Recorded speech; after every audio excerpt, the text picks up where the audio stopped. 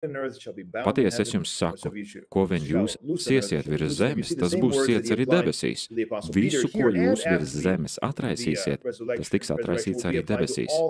Jūs redzat tos pašus vārdus, ko viņš attiecināja uz apustuli Pēteru šeit, un pēc augšāpu celšanās tiks attiecināta uz visiem apustuļiem.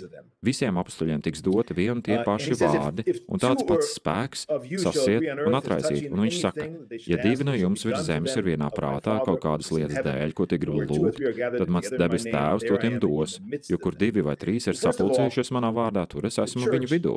Tātad, pirmkārt, no šī rakstu vietas ir skaidrs, ka baznīca ir konkrēts vēsturisks ķermenis ar tiem, kas to vada.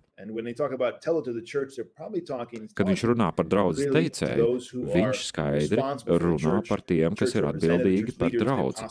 Baznīca pastāvēja draudzes vadītājus apustuļus. Tātad tas ir konkrēts vēsturisks ķermenis, miesa.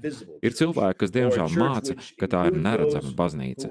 Mums ir neredzama baznīca vai baznīca, kurā ietilpst tie, kas nav vienoti viens ar otru un ir daļēji vienoti viens ar otru, kā māca Vatikāna 2. koncils.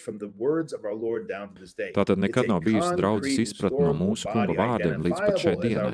Tas ir konkrēts vēsturisks ķermenis, miesa, kas identificējams kā pats mūsu kungs ir, un viņš staigāja pa šo zemi, un draudze staigā un ir atpazīstama. Jūs varat teikt, ka šī ir baznīca. Dodieties uz baznīcu, jūs precīzi zināt, par ko jūs runājat. Tātad, pirmkārt, baznīca ir konkrēts vēsturisks ķermenis.